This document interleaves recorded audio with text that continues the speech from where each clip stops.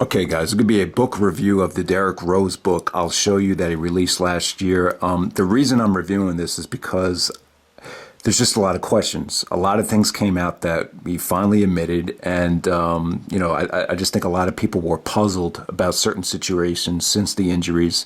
And you got to remember, I believe like at the height of the popularity on YouTube, Derrick Rose was the man. He was the MVP.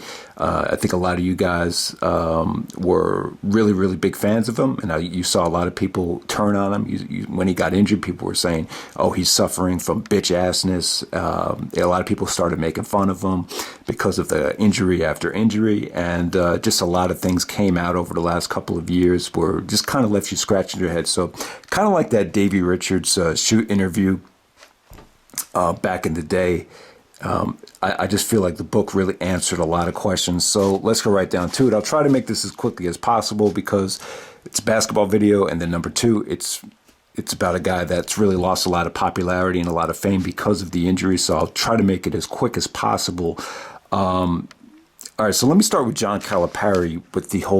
John Calipari's the coach that recruited him to Memphis. At the time, Calipari was the coach of Memphis, not yet Kentucky. But, really, when you look back on it, Calipari's recruiting of Derrick Rose in particular, I think that's really what kind of got him the Kentucky job. So with Calipari, when he was recruiting Rose, like he was not afraid. He was willing to pull up in, BMW, Cadillac, whatever car he was driving. He pulled up right in front of Derrick Rose's house. And Rose said that really impressed him because a lot of the coaches, they were afraid to go into their neighborhood. They weren't recruiting, as upfront and in your face like Calipari was, had a great relationship with the mother. The mother felt like Calipari was someone that they could trust. And the other thing you notice, I've always said this, I feel like Calipari guys are kind of driven by money. Michael Rappaport, the famous actor, famous producer, he actually produced a Ruthless Aggression for the WWE, or did the VOSAT for the Ruthless Aggression thing. He actually said that he actually calls Calipari Coach Corleone, because he's got that Italian kind of mafia thing. But I've always felt like the Calipari guys are driven by money. I feel like that's how he kind of gets them. He's like, oh, you'd be playing against the best competition, get you ready for the NBA. Ultimately, they want to make a lot of money. So, and he always used to do like things in practice because he knew that players are driven by money, like cha-ching thing, just to get their attention. So that was kind of revealing. And you kind of already knew that. What was interesting about Rose was like he wasn't really like an NBA fan, even though he grew up in Chicago. It wasn't like he was obsessed with Jordan and had posters of the Bulls on his walls or anything like that. So, he just kind of felt like basketball to him he ultimately looked at it as a job, a way to get out of the situation financially. So, but I'll talk more about that later. In Memphis, when Memphis made it to the championship, they actually lost to Kansas in the championship game. And he said that, back at that time, like he felt like he had to earn everything just by getting them there. Like he had to earn being the number one draft pick. He said that nowadays he's frustrated because, guys like Markelle Fultz and Ben Simmons, they're the number one pick and they don't even play in the tournament, which is something which has always bothered me as well. I do think it's kind of revealing too. And when you look at guys like Fultz and Simmons, they've been kind of disappointing when you look at their NBA careers so far. So he just feels like them being drafted on potential, it's just not good enough and not good for the game. And I kind of agree with him, definitely. When he was a rookie with the Bulls, he loved the team. He actually thought the team had a lot more weapons at the time, because they weren't paying Rose as much money, so he wasn't taking up as much cap space. So you had guys like Ben Gordon and, John Salmons. They were coached by Vinny Del Negro at that time. When he was a rookie with the Bulls, the team really overachieved. They almost beat the Celtics in the first round of the playoffs, which was a classic series, went 7 games. So the Bulls hired Thibodeau. He really loved Thibodeau because he held guys accountable. The team wasn't as talented offensively, but they got better defensively, and ultimately they ended up with the best record in the league. But at that time, when Rose was the MVP, he said, why not? He hated the fact that a lot of people kind of laughed at him when he said, why can't I be the MVP? But he pushed himself so hard and put so much pressure on himself that he just felt like he didn't enjoy himself. And ultimately, playing that reckless, playing that hard, is kind of what led him to the injuries. And it always bothered him that he couldn't get by LeBron. And LeBron and the Miami Heat, they kind of ended that MVP season for him. They eliminated him in the Eastern Conference Finals that year. So it was always a theme of Rose's career. He just could never get by LeBron James to get to the finals. All right, so when he tore his ACL, he didn't really go into depth about, the lockout schedule, the lockout shortened season, really putting a lot of pressure on it, because I think that's what did him in more than anything, to be honest. I think that schedule, that rush schedule to make up for all the games because of the lockout, I think that was a big part of it, but he didn't really go into depth about it. But when he did tear his ACL and they were pressuring him to come back, he just said it didn't feel right. Like he just whenever he started working out again, he just felt like it just wasn't right. It's as simple as that. He just couldn't get comfortable. He said what did cause. He did say that he felt like he put on too much muscle, too much weight training. He was 215 pounds. He just felt too heavy. He said that might have been a reason why he just didn't feel like coming back yet. It just, something just wasn't right. He felt like he was overcompensating. The thing that really led him to the all the controversy with that was, Adrian Peterson, the running back for the Minnesota Vikings at the time. He tore his ACL, but then he came back the next year and was the MVP of the league. He kind of insinuated that, Adrian Peterson, he was able to come back from that because he wasn't doing, it wasn't natural. He basically was insinuating that Adrian Peterson was doing PEDs, doing some illegal things. Maybe I heard Ray Lewis, when they got to the Super Bowl, they were using deer antler spray is like, I don't know. I can't tell you exactly, what Adrian Peterson was doing, but I think it did raise a red flag. How do you get even better after coming back from the ACL injury? And, Rose basically admitted that he never did anything illegal, would never, do performance enhancing drugs, and just try to do it naturally. And he did feel like that when he did come back, he kept getting injured over and over again because he was overcompensating. And ultimately, that led to him tearing his meniscus, not once, not twice, but 3 times. So yeah, only after like 10 games, he tears his meniscus again when he came back. So he just felt like he was just too heavy at the time. And, I just feel like he took too much time off, to be honest with you. And I think he probably just didn't train. I just think he should have put more emphasis on basketball speed and conditioning. I think when you overweight train like that, it's funny how the body, I've even made that mistake too. Like I've put so much muscle on that it just you're kind of baffled by how heavy you look and how tough it is to really, overcompensate for all that heavy muscle that you're carrying. So I think that was the problem more than anything. They do say that when you're coming back from the ACL injury, it's important to come back at the right time, to not take too much time off, because you have the whole muscle memory issue, which can really overcomplicate things. All right, so during the time when he kept on coming back from these meniscus tears, he felt like the media was out to get him in Chicago. There was all this TV money that was going to be available. You saw guys getting all these max deals that weren't as good as Derrick Rose. So he made the mistake by saying that, all he was thinking about that summer was when he was a free agent so he could sign his next deal. But he said that people kind of, bashed him for it, but they didn't realize that he was looking out for his son. He said he was driven by, protecting his sons for life, and basically said this, like he felt a lot of pressure to make up for all the sacrifices his mom made. So that's why, he wanted his sons and his kids to have a good life and didn't want them to go through what he went through, when he was growing up, and, just felt extra pressure to take care of his family. He just felt like the media kind of twisted it and misinterpreted it, like he was greedy for money. Meanwhile, he was trying to look out for his sons. I just think it's a situation where Rose just shouldn't have said anything. I mean, it was obvious that he was going to have a great season. He looked like he was in great shape, and, it's just unfortunate that he got off to such a bad start that season with getting injured in training camp. The eye injury, we'll talk more about that later. But one thing I noticed about Rose is he's just very, it's kind of a knock on him too. He's he's very. He was always concerned about having leverage when negotiating. Even when Jimmy Butler was trying to sign his deal, he would give Butler advice about, don't give them any leverage. Don't give them any leverage when negotiating contracts. Don't give them any reason to, turn this deal down or offer you less money or think you're a problem. So the bottom line is you could just see Rose's main focus. It just seemed like he was a little bit more worried about contracts and money than the average player. So that's what you kind of take away from that.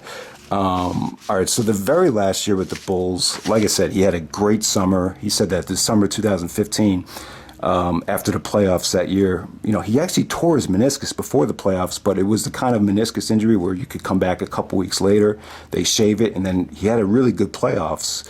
And it was the first summer where he didn't have to worry about injury. So he had a great summer. He was really focused on getting that max deal after the year was over.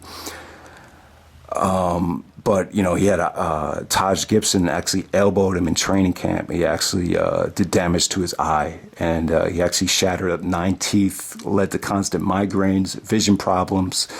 And it was just a shame because he worked really hard that summer, but he just couldn't get it going. Like, he had to wear a mask, and he just couldn't see for like the first half of that year. So it really hurt him. Then the problems with Jimmy Butler started happening. Jimmy started yelling at the coaches, said he wanted to be point guard. Jimmy started dressing. He stopped dressing with the team, which is always a big mistake. I've even made that mistake too in high school. But yeah, Jimmy, he said that things were really cool about him and Jimmy. Him and Jimmy never really fought, but you could just tell that Jimmy wanted to be the man, wanted to be more respected.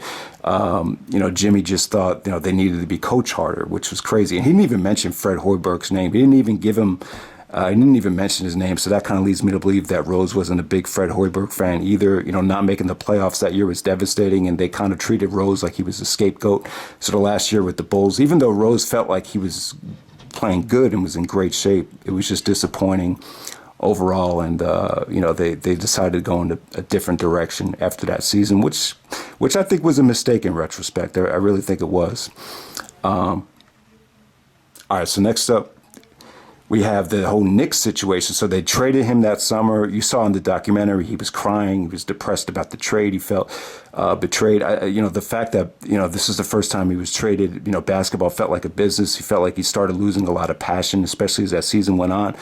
B.J. Armstrong actually really talked him into, being excited about it, playing in New York, the mecca of basketball, which is bullshit. But that's what they call the Madison Square Garden, because of all the great history and everything like that. So at first, yeah, and he kind of said what I already knew, and I agree. Like the Knicks with Carmelo, Porzingis, and Rose, I thought they played great at first. They were actually the 3rd seed in the East, like right before Christmas time. And I was like, oh man, this could be a great season. This is a great mix of players.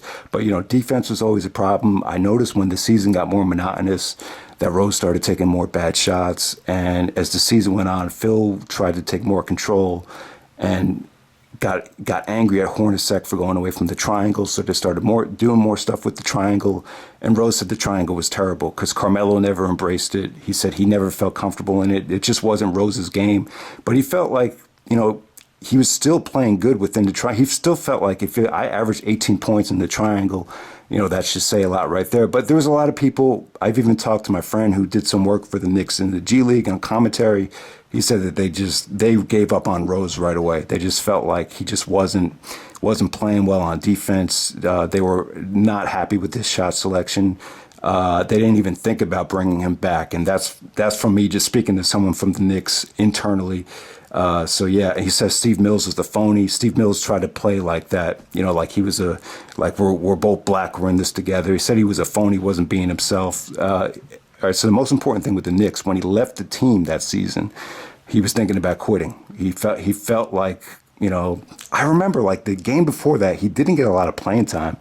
And, he just knew like after the season was over, like nobody was going to want him because he just felt stuck in this system. And he just, Rose took a lot of criticism in New York too. There were rumors that Carmelo and Rose, didn't want Porzingis to thrive. And they felt, a lot of Mike Francesa in particular thought Rose was selfish and and everybody gave up on him. So the whole thing, and even though he did play well in the beginning and he did average a lot of points, not a lot of people wanted him back. They constantly kept saying the Knicks need a new point guard, Knicks need a new point guard, but he did want to quit. That's why he went home and, just totally no-showed. And he said that definitely hurt him with the contract situation. That's why no one was interested. No one was offering him a deal. He actually went home to Chicago. At the time, I thought maybe someone died or maybe the mother had like a drug issue or something happened. But, it was as simple as he just wanted to quit. And the family talked him out of it. He said, why are you walking away from all that money? Because he wasn't going to get that money. He had the whole thing with Adidas as well, which I'll talk more about later. And his family was like, do you have a plan? And, at the time, there was no plan. So they talked him into coming back, and he came back. But that definitely hurt him, though, when he walked away from the team. And he also did it again in Cleveland, but we'll talk about that now. So yeah, no one wanted Derrick Rose, but Cleveland took a gamble on him. They gave him the veteran minimum. I think it was like maybe $2 million for the season. So he would be the backup point guard to Isaiah Thomas when Isaiah Thomas recovered from his hip injury. So Rose actually started with Cleveland. And I'll tell you, man, like when you look at the Cleveland team, I just thought they had tremendous potential. I said, you got Derrick Rose at point guard, you got Dwayne Wade at shooting guard, you got Kevin Love, you got LeBron. I think even, on commentary, they even said this feels like an all-star team. It really did. But, Rose looked great that season. When they got to training camp, he really looked like he toned up and slimmed down. Here's the problem with Cleveland. They played against the Bucks, and Rose was, going up for an alley-oop, and Greg Monroe actually took him out of the air, and he shattered his ankle. It damaged like some of the bone spurs in his ankle, and he couldn't run after that. So instead of just hanging around the team, he went to Mexico with his girlfriend for a vacation, was thinking about quitting, decided not to quit because Adidas wasn't going to pay him his contract if he wasn't playing basketball. That's the contract. Adidas is going to, Adidas is paying him like $20 million a year for this like 10-year deal. But if you don't play, then you're not going to get that money. So that explains that situation. That's probably the main reason why Rose wanted to come back. But LeBron kind of turned on him at that time. There's a rumor, and someone actually talked about this, how, Rose was trying to get back in shape, and LeBron kicked him off the court, said he needed the whole court to himself. He said he didn't, and you really have to pay attention when you're reading this part of the book, because you might miss it. He didn't want to kill LeBron, but he basically said that he didn't want to kiss LeBron's ass. He said there was too many dinners and dress-ups, and he just wanted to play basketball. Didn't want to do all the didn't want to get involved with all the hoopla. But LeBron wasn't happy with some of the guys in that team. And so even though that team had a lot of offensive talent, they were terrible defensively. The whole Wade thing didn't work out. They said Wade was like a cancer in the locker room. So he wasn't happy in Cleveland. And, he said that, when Rose did come back, they were told not to play him that much, even though he scored like 15 points in 14 minutes. Like they didn't want to, they wanted to just get rid of him. And, he kind of insinuates that LeBron was basically behind the trade and was really upset at Colby Altman, the GM, for trading him after kissing his ass when he first got him. So he felt betrayed by the whole Jazz thing, trading him to Utah, and Utah actually waived him, and then he was practicing at Cleveland State with his friend. Nobody wanted him, so he's just in the gym, just working out by himself. And this is the former MVP, so it's an incredible story. But he didn't mention the Adidas deal, though. He didn't mention that the stipulation was that the shoe company was not going to pay him if he wasn't playing. He didn't go in but that was a lot of people believe that was the motivation behind that. He did mention, though, that even with all the injuries, Adidas definitely made their money back on Derrick Rose, though. So the whole thing with the Wolves, basically Tom Thibodeau wanted him. Thibodeau was smart, and Thibodeau knew what I knew, because I was watching the Cavs every game because I was excited to see what Rose would do with LeBron. I really felt like Rose and LeBron would be interesting to see how that would have played off in the finals had they been both healthy. But like I said, the Rose is constant injuries really kept that from happening. But Thibodeau knew what he had in Rose, so he knew if he gave Rose a chance, he would strive, and that's exactly what he did there with Minnesota. He had a great playoffs, came off the bench, was just really, really good. The whole thing in Minnesota fell apart because Jimmy felt disrespected that they didn't make an effort to pay him. They decided to pay Karl Anthony Towns and Wiggins before Jimmy, so Jimmy felt really disrespected by that. Felt like Towns and Wiggins were overpaid, and they had too much control. And Tibbs got fired because of them. And I agree with that. Towns is an exceptional talent, but 190 million before even winning a playoff game, I feel like that's like, way too much money. And when you make that much money, you have too much control.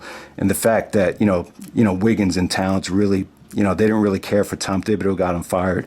Said that Rose was kind of upset. He just felt like, to get that much money, you have to earn it. And they feel like they're giving away contracts without kids earning it these days. Going back to the whole thing with Ben Simmons and Markelle Fultz as well, to be the #1 draft pick without even making the NCAA tournament is baffling. Also, definitely mentioned that chess has helped him since the injuries. And I agree. Like, I'm trying to play chess now. During this whole social distancing thing, I think it's just a good way to elevate the mind, elevate the spirit. And it's just a game that makes you think. They say playing chess, playing instruments, just doing things like that would help you. So he refers to chess a lot in the book as well. So that's pretty much it, guys. I just wanted to share these thoughts with you. I think this answers a lot of questions that we had, but ultimately, I'm a little disappointed. I feel like Rose loves basketball. I feel like he has a lot of heart. He's one of my favorite players for a reason. But I do feel like, he's probably, because of the situation, I just feel like he's more driven by money than some other players. I feel like I've always felt like Kobe, was just more driven by basketball than money. And, the mindset to me is the best mindset to have was, if you work hard in basketball and you love basketball, everything will take care of itself. To me, with the whole Rose thing, the whole Calipari thing, it just felt a little forced when you look back at Rose's career but that's pretty much it. Hope you guys enjoyed the video, and take care.